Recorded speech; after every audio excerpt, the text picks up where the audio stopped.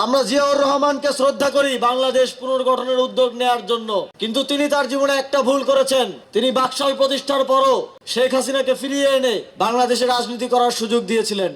সংগ্রামী বন্ধুগণ, আমরা অত্যন্ত শঙ্কার সাথে দেখছি কোন কোন বড় রাজনৈতিক দল আওয়ামী লীগকে পুনর্বাসন করার চেষ্টা চালাচ্ছে। কোন কোন বড় বড় রাজনৈতিক নেতা সজীব ওয়াজেদ জয় শেখ হাসিনাকে ফিরিয়ে আনার চেষ্টা চালাচ্ছে। আমরা জিয়াউর রহমানকে শ্রদ্ধা করি বাংলাদেশ পুনর্গঠনের উদ্যোগ নেয়ার জন্য, কিন্তু তিনি তার জীবনে একটা ভুল করেছেন। তিনি বাকশাল প্রতিষ্ঠার পরও শেখ হাসিনাকে ফিরিয়ে এনে বাংলাদেশে রাজনীতি করার সুযোগ দিয়েছিলেন। ফলে আমরা দেখেছি বিগত 17 বছর সেই ভুলের প্রায়শ্চিত্ত বাংলাদেশের প্রত্যেকটি মানুষ দিয়েছে। হাজার হাজার মা পিতা তাদের সন্তান হারা হয়েছেন, হাজার হাজার সন্তান তাদের বাবার স্নেহ থেকে বঞ্চিত হয়েছেন।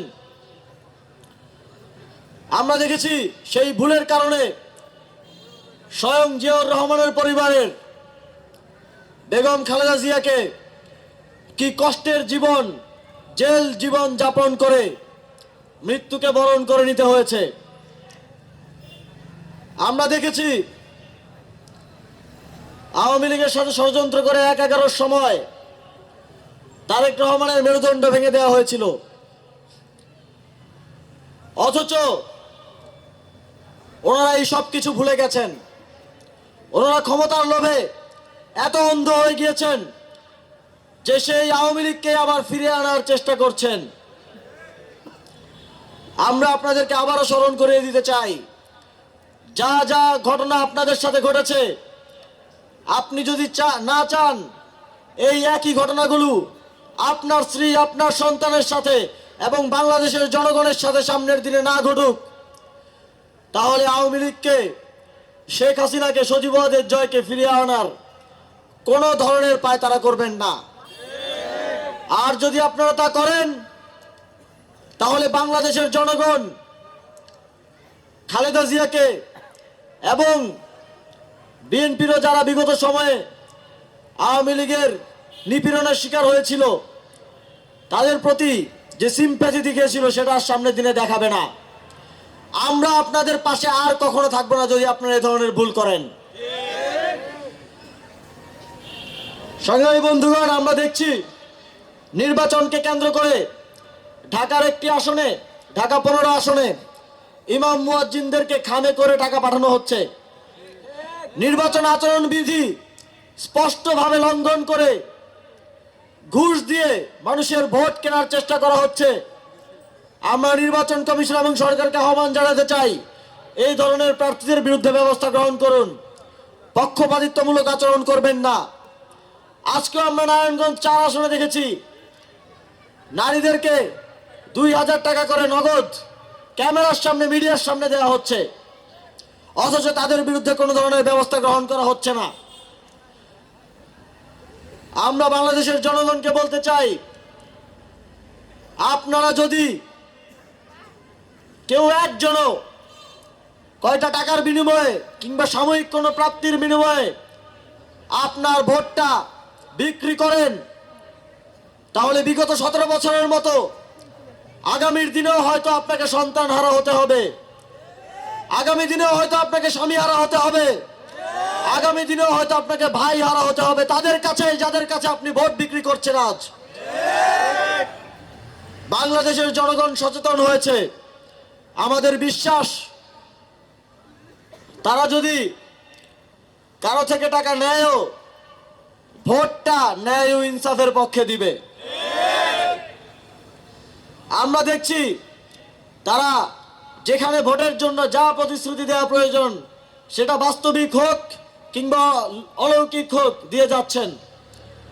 আজকে আমরা দেখলাম একজন বলছিলেন যে ইন্টারনেট ফ্রি করে দেওয়া হবে। তিনি হয়তো ইন্টারনেটের ইকোসিস্টেমের কিছুই জানেন না। পৃথিবীতে কোথাও ফ্রি ইন্টারনেট নেই, কারণ এটা সম্ভব না। আমরা বলছি যে ইন্টারনেটের দাম এতটাই কমিয়ে আনবো যেন বাংলাদেশের প্রত্যেকটি নাগরিক ইন্টারনেট ব্যবহারের সুযোগ পায়। আমরা এমন কোনো প্রতিশ্রুতি দিতে চাই না যেটা প্রতিশ্রুতি হিসেবেই থেকে যাবে, বাস্তবায়নে আর দেখা যাবে না। আমরা দেখেছি তারা 2001 সালেও প্রতিশ্রুতি দিয়েছিল। এই যে গতকালকে শুনলাম তারা ঋণ মওকুফ করার কথা বলছে কৃষকদের। 2001 সালে তারা বলেছিল যে কৃষকদের ঋণ মওকুফ করা হবে। 25 বছর হয়ে গেছে, ঋণ আর মওকুফ হয় নাই। এই গতকাল পরশু যে বলেছেন ঋণ মওকুফ করবেন, সেটা কি 2040 সালে নাকি 2050 সালে কি হবে সেটাও বলে যান। সংগ্রামী বন্ধুগণ, আমাদের আরো অত্যন্ত গুরুত্বপূর্ণ আরো একটি বিষয় এবার নির্বাচনে হচ্ছে গণভোট। গণভোটের মাধ্যমে আমার, আপনার, আমাদের পরবর্তী প্রজন্মের জীবন পরিবর্তন হবে।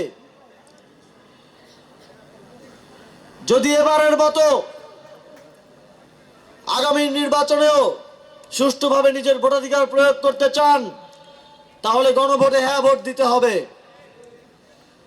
যদি শেখ হাসিনার মতো ভবিষ্যতে কোনো স্বৈরাচার না দেখতে চান, তাহলে গণভোটে হ্যাঁ ভোট দিতে হবে।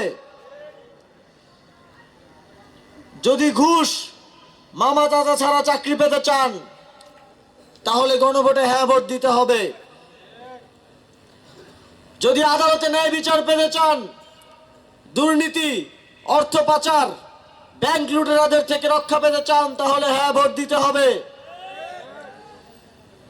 যদি চাঁদা না দিয়ে ব্যবসা করতে চান, যদি মা বোনদের ইজ্জতের নিরাপত্তা চান, তাহলে অবশ্যই গণভোটে হ্যাঁ ভোট দিতে হবে। যদি গোলামির পরিবর্তে আজাদির জীবন যাপন করতে চান, তাহলে গণভোটে হ্যাঁ ভোট দিতে হবে। আপনারা আগামী 12 ফেব্রুয়ারির নির্বাচনে 11 দলীয় জোটের জামায়াতে ইসলামীর, জাতীয় নাগরিক পার্টির, খেলাফতে মজলিসের প্রার্থী সাইফুল্লাহ হায়দার এবং প্রতীক শাপলাকলি এবং একই সাথে গণভোটে হ্যাঁ ভোটকে জয়যুক্ত করবেন ইনশাআল্লাহ। বন্ধুগণ, আমরা গণভোটের প্রসঙ্গে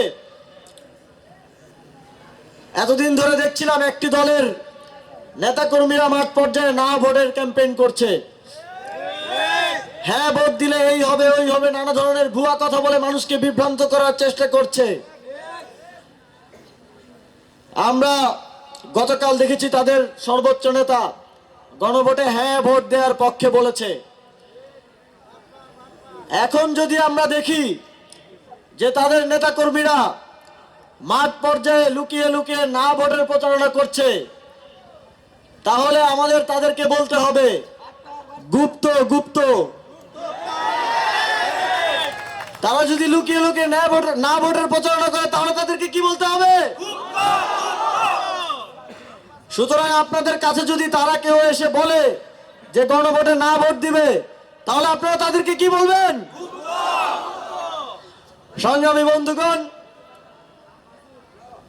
বিজয়ের মিছিলে আবারও দেখা হবে 12 ফেব্রুয়ারির পর। নতুন বাংলাদেশে আবারও দেখা হবে। সেই পর্যন্ত সুস্থ থাকবেন, ভালো থাকবেন, ভোটাধিকার নিশ্চিত করবেন এবং অপরের ভোটাধিকার নিশ্চিত করার জন্য কাজ করবেন, এই প্রত্যাশা রেখে আমার বক্তব্য শেষ করছি। অগ্রযাত্রা প্রতিদিন, নির্ভীক প্রত্যয়ে উজ্জীবিত।